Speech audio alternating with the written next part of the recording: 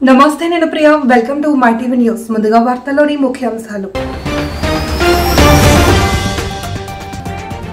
పల్నాడు జిల్లాలో మాజీ ముఖ్యమంత్రి వైఎస్ జగన్ పర్యటన రెండపాలెంలో ఆత్మహత్య చేసుకున్న వైసీపీ కార్యకర్త కుటుంబాన్ని పరామర్శించిన పార్టీ అధినేత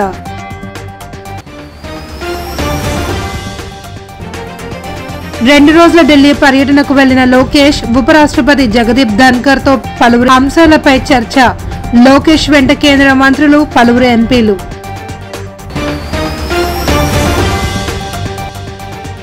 జగన్ పర్యటనలో విషాదం కాన్వేలో వాహనం ఢీకొనడంతో వృద్ధుడు మృతి ఘటనపై పోలీసుల విచారణ వైఎస్ఆర్సీపీలోని కమ్మవారిని చంద్రబాబు టార్గెట్ చేసి వేధిస్తున్నారని మాజీ ముఖ్యమంత్రి వైఎస్ జగన్మోహన్ రెడ్డి అన్నారు. చంద్రబాబుకు ఓడిగం చేయడానికి సిద్ధంగా లేడనే దేవినేని అవినాష్ ను వేధిస్తున్నారని ఏం పాపం చేశారని వల్లభనేని వంశీని జైల్లో పెట్టి వేధిస్తున్నారని ప్రశ్నించారు. చంద్రబాబు సరిజానికి వల్లభనేని వంశీ బాధపడుతున్నాడని కొడాలి నాని ఏం పాపం చేశారని కేసు పెట్టారని నిలదీశారు. ఏం పాపం చేశారని తలసిల రఘురాంపై 3 కేసులు పెట్టి వేధిస్తున్నారని ఫైర్ అయ్యారు. ఏం పాపం చేసింది అని కృష్ణవేణిని మహిళ అని కూడా చూడకుండా వేధించారని ఏం పాపం చేశారని ఇంటూరి రవిపై కేసులు పెట్టి వేధించాలి అని ధ్వజమెత్తారు. పల్నాడు జిల్లా సత్తెనపల్లి మండలం రెంటపాలెంలో ఆత్మహత్య చేసుకున్న వైఎస్ఆర్సీపీ కార్యకర్త గ్రామ ఉప సర్పంచ్ నాగమల్లేశ్వరరావు కుటుంబాన్ని వైఎస్ జగన్ పరామర్శించి ఆయన విగ్రహాన్ని ఆవిష్కరించారు. అనంతరం వైఎస్ జగన్ మీడియాతో మాట్లాడారు. ప్రవర్తించింది అనే దానికి నిదర్శనం ఈ రోజు ఈ గ్రామంలో కనిపిస్తుంది. ఈరోజు ఇదే గ్రామంలో పోలింగ్ సమయంలో పోలింగ్ ముందు వారికి అనుకూలమైన అధికారులందరినీ కూడా పోస్టులు ఇచ్చుకున్నారు. ఇక్కడున్న పోలింగ్ సమయంలో ఇక్కడ ఉన్న ఐజీ, ఎస్పీలు, సిఐలు అందరూ కూడా తెలుగుదేశం పార్టీని కూటమిని గెలిపించడం కోసం ఎలాంటి అన్యాయాలు చేస్తారు అనే సంగతి ఈ ప్రాంతంలో ఉన్న ప్రతి ఒక్కరికి కూడా తెలుసు. ఆ వారం నుంచి పరిస్థితి గమనిస్తే 2024 జూన్ 4వ తారీఖున అంటే కౌంటింగ్ రోజునే అల్లర్లు చేస్తాడు అని చెప్పి తెలుగుదేశం పార్టీ జనసేన నాయకులు తప్పుడు ఆరోపణలు చేసి వాళ్ళ తప్పుడు ఆరోపణల నేపథ్యంలో పోలీసులు ఏపీ మంత్రి నారా లోకేష్ 2 రోజుల ఢిల్లీ పర్యటనకు వెళ్లిన సంగతి తెలిసిందే. మంగళవారం రాత్రి ఢిల్లీ చేరుకున్న ఆయన అక్కడ పలు కార్యక్రమాల్లో పాల్గొననున్నారు. తన పర్యటనలో భాగంగా ఉపరాష్ట్రపతి జగదీప్ ధన్కర్ తో ఆయన భేటీ అయ్యారు. రాష్ట్రానికి సంబంధించిన పలు అంశాలపై వీరు చర్చించారు. ఈ సందర్భంగా లోకేష్ వెంట కేంద్ర మంత్రులు రామ్మోహన్ నాయుడు, పెమ్మసాని, ఎంపీలు శ్రీకృష్ణదేవరాయలు, సానా సతీష్, బైరెడ్డి శబరి, శ్రీనివాసులు ఉన్నారు. మధ్యాహ్నం 2 గంటలకు కేంద్ర ఫుడ్ ప్రాసెసింగ్ పరిశ్రమల శాఖ మంత్రి చిరాగ్ పాశ్వాన్, సాయంత్రం 4:30కు కేంద్ర విద్యాశాఖ మంత్రి ధర్మేంద్ర ప్రధాన్, సాయంత్రం 5:30 గంటలకు కేంద్ర న్యాయశాఖ మంత్రి అర్జున్ రామ్ మేఘ్వాల్ తో లోకేష్ సమావేశమై పలు అంశాలపై చర్చించారు.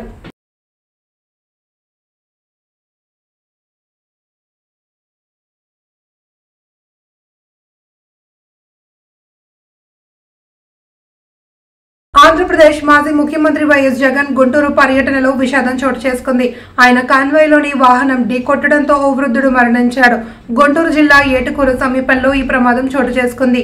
సత్తెనపల్లి మండలం రెడ్డపాలెంలో పర్యటించేందుకు వైఎస్ జగన్ ఉదయం భారీ కాన్వాయ్తో తాడేపల్లి నుండి బయలుదేరారు. జగన్ పర్యటన నేపథ్యంలో వైసీపీ కార్యకర్తలు వాహనాల ర్యాలీ నిర్వహించారు. ఈ క్రమంలో ఏటుకూరు బైపాస్ వద్ద నడుచుకుంటూ వెళ్తున్న ఓ వృద్ధుడిని జగన్ కాన్వాయ్లోని ఓ వాహనం ఢీకొట్టింది. దీంతో వృద్ధుడికి తీవ్ర గాయాలయ్యాయి. ప్రమాదాన్ని గమనించిన స్థానికులు వెంటనే 108 కు సమాచారం అందించారు. అంబులెన్స్ సిబ్బంది వెంటనే అక్కడికి చేరుకుని వృద్ధుడిని గుంటూరు ప్రభుత్వ ఆసుపత్రికి తరలించారు. చికిత్స పొందుతూ వృద్ధుడు మరణించారని వైద్యులు తెలిపారు. కాగా వృద్ధుడిని ఢీకొట్టిన కాన్వాయ్ ఆపకుండా వెళ్లిపోవడంతో వైసీపీ నేతలపై స్థానికులు తీవ్ర ఆగ్రహం వ్యక్తం చేస్తున్నారు. దాని గురించి మార్నింగ్ అరౌండ్ 9:30కి ఒక 35 వెహికల్స్తో పాటు కాన్వాయ్ ఒక 11 వెహికల్స్ కాన్వాయ్తో పాటు అరౌండ్ 35 వెహికల్స్తో పాటు తాడేపల్లి నుంచి స్టార్ట్ అవ్వడం జరిగింది. ఎండ్ రూట్లో ప్రజలు ఉన్నారు. అది కాకుండా వెహికల్స్ కూడా అక్కడక్కడ యాడ్ అయింది. యాడ్ అయినప్పుడు మనం ఏటుకూరు రోడ్డు దగ్గర అంటే మన ఆంజనేయ బొమ్మ ఉంటాయి, అక్కడ వచ్చినప్పుడు ఒక సంఘటనలు జరిగింది. దాంట్లో ఏంటంటే మన చెల్లి సింగయ్య అనే వ్యక్తి లింగలాయపాలెం విలేజ్ నల్లపాడు లిమిట్స్లో ఉన్న వ్యక్తి యాక్సిడెంట్లో చనిపోవడం జరిగింది. అక్కడ జరిగినది ఏంటంటే AP 26 CE 0001 అనే టాటా సఫారీ వెహికల్, అది కాన్వాయ్ వాహనం కాదు, ఒక ప్రైవేట్ వెహికల్. దాంట్లో తగిలి కిందకి పడిపోయారు. దానిపైన వెహికల్ షోల్డర్లో ఎక్కడం జరిగింది. దాని తర్వాత ఆ పర్టికులర్గా చెల్లి సింగయ్య అనే వ్యక్తిని సైడ్లో పెట్టడం జరిగింది. ఎవరు కూడా వాళ్ళని మళ్ళీ పట్టించుకోవట్లేదు. తర్వాత మన highway petrol police ASI Rajasekhar అనే వ్యక్తి 108కి కాల్ చేస్తూ వాళ్ళని అంబులెన్స్లో పెట్టి GGH గుంటూరుకి తరలించడం జరిగింది. తీసుకుని వెళ్ళినప్పుడు వాళ్ళు బ్రాడ్ డెడ్ అని చెప్పడం జరిగింది.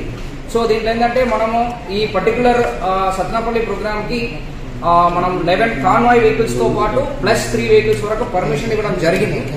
కాకపోతే దాని కాకుండా మళ్ళీ ఒక 35-38 వెహికల్స్ ఎక్స్ట్రా జాయిన్ అవ్వడము, తర్వాత అన్ఎక్స్పెక్టెడ్గా క్రౌడ్ ఎక్కువ రావడం వల్ల ఈ సంఘటనలు జరిగింది. దీనిపైన వాళ్ళు కంప్లైంట్ ఇచ్చారంటే దాని మేరకు మనం చట్ట ప్రకారం చర్యలు తీసుకుంటాం. తెలంగాణ మాజీ సీఎం కేసీఆర్, ఏపీ మాజీ ముఖ్యమంత్రి జగన్లపై ఆంధ్రప్రదేశ్ కాంగ్రెస్ చీఫ్ షర్మిల తీవ్ర వ్యాఖ్యలు చేశారు. తన ఫోన్ను ట్యాప్ చేశారని, ఇది అత్యంత దుర్మార్గమైన చర్య అని ఆమె మండిపడ్డారు. ఈ వ్యవహారంపై ఆమె తీవ్ర ఆగ్రహం వ్యక్తం చేస్తూ బాధ్యులపై కఠిన చర్యలు తీసుకోవాలి అని డిమాండ్ చేశారు. మీడియా సమావేశంలో వైఎస్ షర్మిల మాట్లాడుతూ ఇంత దుర్మార్గంగా వ్యవహరిస్తారా అంటూ వైఎస్ జగన్ను ఉద్దేశించి తీవ్ర స్వరంతో ప్రశ్నించారు. గత ప్రభుత్వాల హయాంలో తన ఫోన్ను నిరంతరం ట్యాప్ చేశారని ఆమె ఆరోపించారు. కేవలం రాజకీయ ప్రత్యర్థి అయినందుకే తన వ్యక్తిగత సంభాషణలు కూడా దొంగచాటుగా విన్నారని, ఇది వ్యక్తిగత గోప్యతకు తీవ్ర భంగం కలిగించడమే కాకుండా ప్రజాస్వామ్య విలువలకు కూడా విఘాతమని ఆమె పేర్కొన్నారు. ఒకరికి ఒకరు అన్నట్టుగా కేసీఆర్, కేటీఆర్ గారు జగన్మోహన్ రెడ్డి గారితో చాలా మంచి సంబంధాలను మెయింటైన్ చేశారు. అసలు వాళ్ళ సంబంధం ముందు రక్త సంబంధం కూడా చిన్నపోయింది.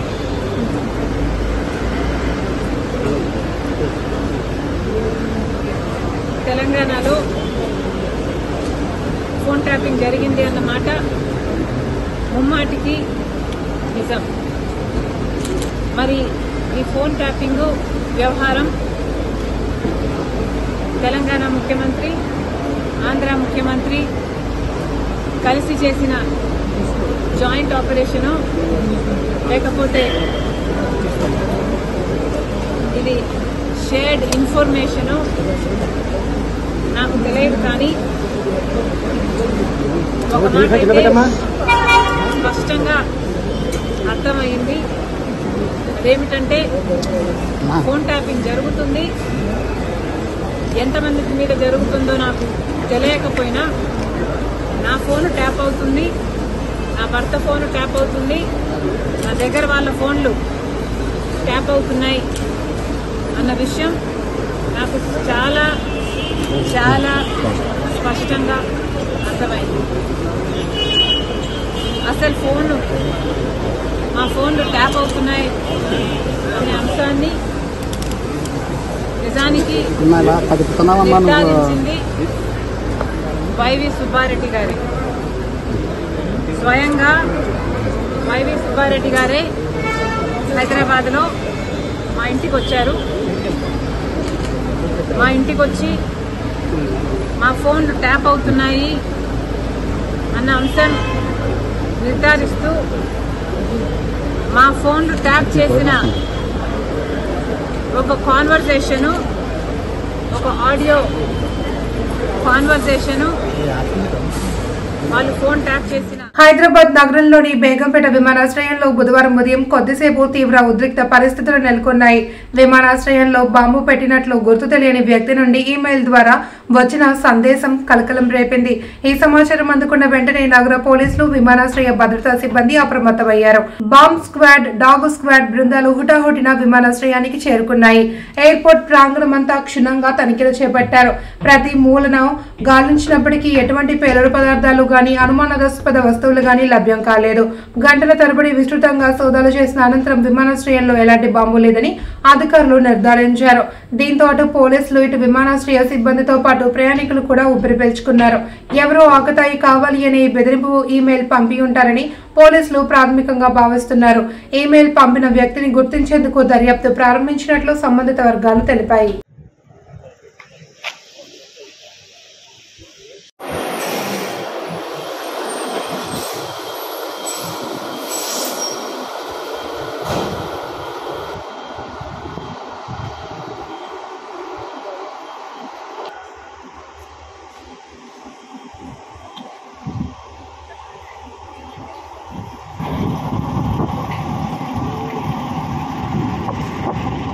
భూ ఆక్రమణ పేరుతో నిర్మాణాన్ని తొలగించాలి అని రెవెన్యూ అధికారులు చేసిన ప్రయత్నం బెడిసి కొట్టింది. ఇంటి యజమానులతో పాటు స్థానికులు కూడా అధికారుల తీరుపై మండిపడ్డారు. వివరాల్లోకి వెళ్తే జీవీఎంసీ 74వ ward Dayal Nagar quarry road survey number 64/1లో ఆడారి భవానికి చెందిన పూరి గుడిసె ఉండేది. ఆ పూరి గుడిసెకి 2014 నుండి ఇంటి పన్ను, కరెంటు, మీటర్, కుళాయి పన్ను ఉన్నాయి. దానికి 2018లో అప్పటి చంద్రబాబు ప్రభుత్వం 296 జీవోలో ఇచ్చిన పట్టా కూడా ఉంది. అయితే సదరు వ్యక్తి గుడిసె స్థానంలో ఇటీవల రేకుల షెడ్ నిర్మాణం చేసుకున్నారు. దీనిపై పెదగంట్యాడ రెవెన్యూ అధికారులకు తప్పుడు సమాచారం ఇచ్చి తమ ఇంటిని కూల్చేయాలి అని చూస్తున్నారని భవానీ ఆరోపించారు. దీనిపై కోర్టు ఆర్డర్ ఉన్నప్పటికీ నిర్మాణం కూల్చివేతకు రావడంపై మండిపడ్డారు. పేదవాళ్ల ఇళ్లపై ఇలా చేయడం కరెక్ట్ కాదని దళిత నాయకుడు గంట్యాడ గోవిందరాజు పేర్కొన్నారు. స్థితిలో కమరీలు వేయించుకోవడం ఈ రోజు అదే గోడల మీద నేను రేకులు వేసుకుందే అధికారులు వచ్చి నన్ను చాలా ఇబ్బంది పెడుతున్నారు. వారం రోజులు బట్టి రాత్రులు పొగలు కూడా తిండి తిప్పలు లేకుండా ఎంఆర్ ఆఫీస్కి వెళ్తే ఎంఆర్ ఆఫీస్ ఆవిడ కూడా పట్టించుకోలేదు. వెళ్ళాం కూడా అలా 10 మంది. ఇక పక్క ఆవిడ కూడా వచ్చింది. అలా ఆయనకి ఆరోగ్యం పోలే, పక్క వాళ్ళు తోడు పేడిసి కూడా వచ్చింది. వెళ్ళాం. ఇప్పుడు ఈ రోజు రాలేదంటున్నారు. ఈ రోజు రాత్రులు పొగలు అనుకున్న మమ్మల్ని తిండి తిప్పలు లేకుండా ఏడిపిస్తున్నారు. చంద్రబాబు నాయుడు ఇచ్చిన పట్టా ఉంది నా దగ్గర, కరెంట్ బిల్ ఉంది, ఇంటి పట్టా, అది ఇంటి పన్ను ఉంది, వాటర్ బిల్లు కడుతున్నాను. బిల్లు ఎందుకు కట్టించుకుంటున్నారు గవర్నమెంట్ అయితే చెప్పండి ఒకసారి. నన్నే ఎందుకు ఇంత ఇబ్బంది పెడుతున్నారు? ఇంత కష్టం పై దాకా నేంపై కారణం అధికారులు నా మీద పడతారా? రాజకీయాలు చేసిన పనా లేకపోతే అధికారులు చేసిన పనా ఇది? నన్ను ఎందుకు ఏడిపోయింది? ముందు నన్ను చంపేసి నన్ను ఇంత వరిసేసి అప్పుడు మీరు మొత్తం తీసుకోండి. నా బ్రతకాలను కూడా నాకు ఇరుసు పుట్టేస్తుంది. ఆడవాళ్ళంటే చాలా పేరే ఇక్కడ, కానీ నన్ను అయితే ఇక్కడ నిలబడలేదు. నా మీద ఎంత పగబట్టే చెప్పండి ఒకసారి. నా కొడుకు గోండెత్తులు చేస్తున్నాడు, ఒక్క చేత అనిపించండి గోండెత్తులు చేస్తున్నాడు. ఆడి పని డ్యూటీ, ఇల్లు కూలి పని అది. నేను కూలికి వెళ్ళిపోతాను, ఒక స్కూల్లో ఆయాగా పని చేస్తున్నాను. మా ఆయన కూడా కూలాడితే కొండ అన్నాడు. రాత్రి ఇంకా ఆరోగ్యం బాగోలేదు, హాస్పిటల్ తీసుకెళ్ళాం. నాకు మొన్న రాత్రి చాలా బాగాలేదు. ఇచ్చారా పోలీసులు అందరూ వచ్చారు, పోలీస్ జీబు కూడా వచ్చింది కట్టిన రోజు రాత్రి. వాళ్ళు కూడా చూసారు. మా ఇల్లు అండి, మా ఇష్టమని మేము ఏ టైంలో కట్టుకుంటాం, పొద్దులే డ్యూటీకి వెళ్ళిపోతాం. అందుకే ఇప్పుడు కట్టుకుందామని కూడా చెప్పాను. వాళ్ళు అడిగితే ఎంఆర్ఓ తప్పుడు రిపోర్టు వీఆర్ఓ ఇచ్చారు. ఏమంటే ఇక్కడ రేకుల షెడ్ కట్టింది పాత 2015లో కట్టిందే పూరిల్లు. అది పూరిల్లు పడిపోయి శిథిలావస్థకు వచ్చేయడంతో రేకులు తీసి వేసుకోవడం జరిగింది. దీని హిస్టరీ ఏంటంటే 2015లోనే హైకోర్టును ఆశ్రయించడం జరిగింది. హైకోర్టు వారు 2022లో ఒక ఆర్డర్ ఇచ్చారు. ఏమంటే లాన్ ఫాలో అవ్వమన్నారు. వాళ్ళ సైట్లో ఉంటే మీరు ఎవరో ఎంటర్ అవ్వద్దు, వాళ్ళ ఇంటి పనులు, కరెంట్ బిల్లు, పట్టాలన్నీ చూపెడుతున్నారు, అది తప్పని మీరు నిరూపించలేకపోతున్నారు, అందుకు ఆ ఇంటి దగ్గర మీరు వెళ్ళొద్దు అని క్లియర్ కట్గా ఒక ఆర్డర్ ఉంది ఎంఆర్ఓకి, జీవీఎంసీకి. ఆర్డర్ ఉన్నా సరే ఎటువంటి నోటీసు ఇవ్వకుండా ఇచ్చేసామని చెప్తున్నారు. నోటీస్ అయితే మాకు ఇవ్వలేదు. ఇప్పుడు అసలు యాక్చువల్గా 7 నోటీసు ఫస్ట్ అంటించాలి, మాకు ఇవ్వాలి. 7 నోటీస్ ఇచ్చిన తర్వాత అప్పుడు 6 నోటీస్ ఇచ్చి కొట్టుకోవాలి ఏమైనా తప్పులు ఉంటే. ఏమీ జరగకుండా ఇచ్చామనేస్తున్నారు అంతే. నోటితో మాత్రం ఏం చెప్పట్లేదు. మాకున్న ఆధారాలు ఏంటంటే ఆ ఇంటికి 296 పట్టా ఉంది. అప్పుడు చంద్రబాబు గవర్నమెంట్లో పట్టా ఇచ్చారు. ఆ పట్టా ఉంది, ఇంటి పన్ను ఉంది, కరెంట్ మీటర్ ఉంది, కొలాయి ఉంది, ప్లస్ మున్సిపల్ ప్లాన్ ఉంది. ఇన్ని ఆధారాలు ఉన్నా వాళ్ళు ఏదో కొట్టేయాలనే ఉద్దేశం. ఇక్కడ మెయిన్ ఏంటంటే అన్ని వార్డులు ఒక ఎత్తు, కానీ ఈ ఒక్క 74వ వార్డు ఒక్కటే ఒక ఎత్తు. అన్ని వార్డులో కార్పొరేటర్లు ఇల్లు నిలబెట్టాలని చూస్తున్నారు, ఇక్కడ కార్పొరేటర్ ఇల్లు కూలగొట్టాలని చూస్తున్నాడు. సో దాన్ని బట్టి అర్థం చేసుకోండి. దీనికి కూడా డబ్బులు దేనికి ఇవ్వాలి, ఎవరికి ఇవ్వాలి డబ్బులు? ఈ డిపార్ట్మెంట్ కూడా విఆర్ఓ వ్యవస్థ కానీ ఎంఆర్ఓ ఆఫీసర్ కాడే వాళ్ళకి కావాల్సింది ఏంటంటే వాళ్ళ సుపీరియర్ లాగా, వాళ్ళ ఒక బాస్ లాగా, వాళ్ళకి ఒక అధికారి లాగా వాళ్ళు వ్యవహరించి ఆయన ఏం చెప్తే అదే చేయడానికి వాళ్ళు చూస్తున్నారు. అంటే ఇన్ని ఆధారాలు ఉన్నాయి. ఈ ఆధారం ఏం తప్పు ఉంది? ఈ ఆధారం మీరు ఇచ్చిన పట్టా తప్ప, మీరు ఇచ్చిన ఇంటి పన్ను తప్ప, మీరు ఇచ్చిన కరెంట్ బిల్ తప్ప అని అడుగుతున్నాం. అడిగేసి ఏం తప్పు ఉంటే కొట్టమని చెప్తున్నాం. కాకినాడ జిల్లా జగన్నాథపురం మేకవారి వీధిలో అరుణ నేత్రాలయ నిర్వహణలో ఉచిత కంటి పరీక్షలు నిర్వహించారు. డాక్టర్ టి అరుణ, దుర్గాదేవి, డి రమేష్ నాయుడు ప్రజలకు కంటి పరీక్షలు నిర్వహించారు. ఉమ్మడి తూర్పుగోదావరి జిల్లా లారీ యూనియన్ అధ్యక్షులు దుగ్గన బాబ్జీ, వరద దొరబాబు, జనసేన కాకినాడ సిటీ సెక్రటరీ మరియు కాకినాడ జిల్లా రేషన్ డీలర్ల ప్రెసిడెంట్ ఆధ్వర్యంలో శిబిరం ఏర్పాటు చేశారు. కూటమి నాయకులు దారపు శిరీష, పూర్ణ, అనిల్ కుమార్, బండి నరేంద్ర, సిహెచ్ శ్రీరామచంద్రమూర్తి తదితరులు పాల్గొన్నారు. ఈ మెగా క్యాంపు మన మేకావారి వీధిలో ఇదే ఫస్ట్ మన సీతారామాలయం దగ్గర పెట్టడం ఇదే జరుగుతుంది. ఈ కూటమి ప్రభుత్వం వచ్చిన తర్వాత ఎన్నో అవకాశాలు అందిపుచ్చుకున్నారు. అలాగే ఈ నేత్రాలయ వారు వచ్చి మెగా బెడ్ క్యాంపు, తర్వాత మెగా ఉచిత కంటి శిబిరం, బీపీ షుగర్లో కూడా వీళ్ళు ఫ్రీగా చూస్తున్నారండి. వారికి ముఖ్యంగా మా టీం తరఫున ధన్యవాదాలు తెలుపుకుంటూ ఈరోజు సుమారు 500 నుంచి 600 దాకా జనాలు పొద్దున్న నుంచి ఖాళీ లేకుండా కూడా ఈ కంటి శిబిరానికి వస్తున్నారు. చాలా ఆనందంగా ఉంది. ఇలాంటి కార్యక్రమం ముందు ఇంకా చేయాలని మాకు ప్రోత్సాహం కలిగేలా ఈరోజు ఈ కార్యక్రమం మొదలైందండి. ఇది ఫస్ట్ ప్రారంభం మాత్రమే. ఇంకా ఇలాంటి క్యాంపులు మరి ఎన్నో పెడతామనేసి తెలియజేసుకుంటూ అందరికీ నమస్కారం అండి. ఈరోజు 23వ వార్డులో మరి వరద దొరబాబు గారి ఆధ్వర్యంలో మెడికల్ క్యాంపు చేయడం జరుగుతుందండి. మరి ఈ మెడికల్ క్యాంపులో బీపీ, షుగర్, అలాగే కంటి పరీక్షలు కూడా ఉచితంగా చేయడం జరుగుతుంది. మరి కూటమి నాయకత్వంలో వచ్చిన తర్వాత ఇది మొట్టమొదటి కార్యక్రమం అండి. కూటమి నాయకులందరూ కూడా కలిపి చేస్తున్న కార్యక్రమం అండి. ప్రతి ఒక్కరు వస్తున్నారు. మరి చాలా మంచి మెడికల్ క్యాంప్ పెట్టారని ప్రతి ఒక్కరు కూడా అంటున్నారు. దీనికి మరి ఇంకా భవిష్యత్తులో ఇంకా ముందు ఎన్నో కార్యక్రమాలు దొరబాబు గారు చేయాలని మనస్ఫూర్తిగా కోరుకుంటున్నాను. జై జనసేన.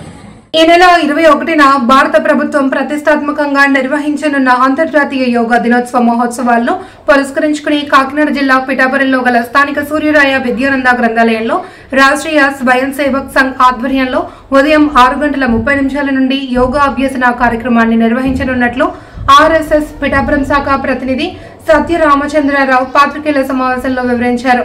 ఈ కార్యక్రమంలో పిల్లల దగ్గర నుండి పెద్దల వరకు వయోభేదం లేకుండా అందరూ కలిసి పాల్గొని అంతర్జాతీయ యోగా దినోత్సవ కార్యక్రమాలను భారతదేశ పౌరునిగా విజయవంతం చేయాలి అని కోరారు. ఈ సందర్భంగా చరవాణి ద్వారా ఈ కార్యక్రమానికి సంబంధించిన కరపత్రాలను ఆవిష్కరించారు. ఈ కార్యక్రమంలో మన ఊరు మన బాధ్యత స్వచ్ఛంద సేవా సంస్థ సభ్యులు, వ్యవస్థాపక అధ్యక్షులు కొండేపూడి శంకర్రావు, అల్లపురపు నాగేష్, ఆర్ఎస్ఎస్ స్థానిక శాఖ సభ్యులు తదితరులు పాల్గొన్నారు. భారతదేశం చాలా ప్రాచీనమైనటువంటిది, అనాదిగా అనేక సంస్కృతులకి నిలయమైనటువంటిది మన భారతదేశం. అటువంటి భారతదేశంలో పూర్వం ఉండేటువంటి భారతీయులందరూ కూడా అన్యోన్యంగా ఆరోగ్యంగా ఉన్నటువంటి రోజుల్లో ఎప్పుడు కూడా ఈ దేశం మనది అని అనుకునేటువంటి వాళ్ళతోటే మొత్తం ఈ దేశం అంతా కూడా ముందుకు నడుస్తుంది. అప్పుడే ప్రపంచం అంతా కూడా బట్టలు కట్టుకోలేని స్థితిలో మన భారతదేశంలోనే అనేక రంగాలు అభివృద్ధి చెందాయి. అందులో మొదటిది మన పతంజలి మహర్షి చెప్పినటువంటిది యోగ విద్య. యోగము అంటే మనసు, శరీరము ఈ రెండింటినీ కలయికనే మనం యోగా అని పిలుస్తుంటాం. ప్రస్తుత కాలంలో అది కాలక్రమేణలో కొద్ది మంది మాత్రమే పరిమితమైనటువంటి యోగాని మన ప్రధానమంత్రి గారు వచ్చిన తర్వాత దీన్ని ఐక్యరాజ్య సమితిలో కూడా దీన్ని ప్రస్తావన తీసుకురావడం, అక్కడ ఉండేటువంటి 150 దేశాలు దీన్ని అంగీకరించి ఒక పవిత్రమైనటువంటి రోజుగా జూన్ 21వ తేదీన ప్రపంచమంతా యోగా దినోత్సవం జరుపుకునేటువంటి రోజుగా చెప్పినటువంటి ఘనత మన భారతదేశానికి వని తెచ్చింది. ఆనాడు పతంజలి మహర్షి ఏదైతే చెప్పారో దాన్ని రూపకల్పన చేసి ఆచరణకు తీసుకొచ్చినటువంటి మహనీయుడు మన ప్రధానమంత్రి నరేంద్ర మోడీ గారు. మరొక విషయం ఏంటంటే, మోడీ గారు ప్రధానమంత్రి అయినటువంటి అనేక చోట్ల నుంచి ఎక్కడెక్కడో ఏదో రాష్ట్రంలో చేయడం అనేటువంటిది మనం వింటూనే ఉన్నాం. కానీ మన అదృష్టం ప్రకారం రేపు జూన్ 21వ తేదీన విశాఖపట్నంలో రావడం అనేటువంటి జరుగుతుంది.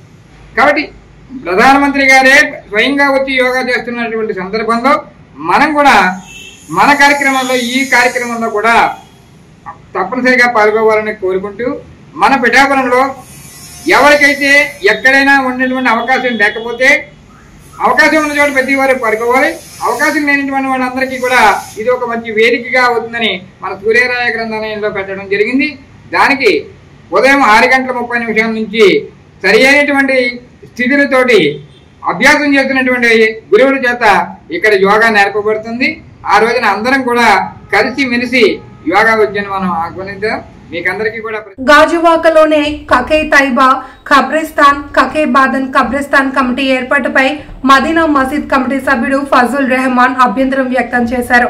ఈ మేరకు ఆయన మీడియాతో మాట్లాడుతూ ఎవరిని సంప్రదించకుండా కమిటీ ఎలా ప్రకటిస్తారని ప్రశ్నించారు. ఆల్ మాస్ ఫెడరేషన్ జిల్లా కమిటీలో చోటు కోసం గాజువాకలో ఇలా కమిటీ ఏర్పాటు కావడం తగదన్నారు. అన్ని మసీదుల నుండి అభిప్రాయాలను తెలుసుకున్నాక కమిటీ ఏర్పాటు చేయాల్సి ఉన్నా వాటిని పక్కన పెట్టి కొందరు స్వలాభం కోసం ఇలా చేయడం తగదన్నారు. తక్షణమే వేసిన కమిటీని రద్దు చేయాలి అని డిమాండ్ చేశారు. కమిటీ అన్నది రాజకీయాలకు అతీతంగా ఉండాలని సూచించారు. మన 100 ఫీట్ రోడ్లోని కాకే తైబా అని కబ్రస్థాన్ ఉంది. ఆ కబ్రస్థాన్కి ఈ మధ్యన కమిటీ వేయడం జరిగింది కొంతమంది వ్యక్తులు.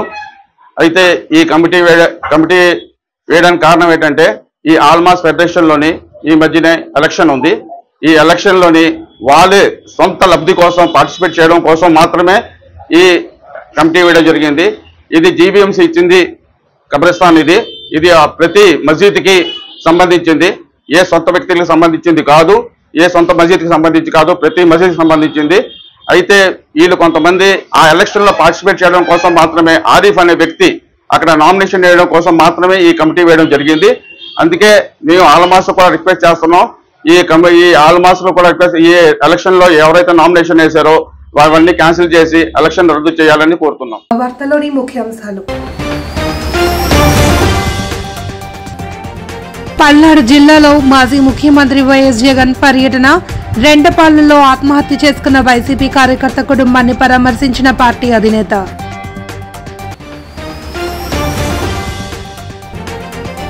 రెండు రోజుల ఢిల్లీ పర్యటనకు వెళ్లిన లోకేష్, ఉపరాష్ట్రపతి జగదీప్ ధన్కర్ తో పలువురు అంశాలపై చర్చ.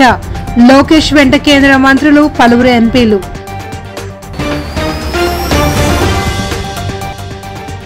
జగన్ పర్యటనలో విషాదం. కాన్వేలో వాహనం ఢీకొనడంతో వృద్ధుడు మృతి. ఘటనపై పోలీసుల విచారణ. ఈ వార్తలు ఇంతటితో సమాప్తం. తిరిగి రేపు ప్రసారమయ్యే మైటీవీ న్యూస్ లో మళ్ళీ కలుసుకుందాం. అంతవరకు సెలవు. నమస్తే.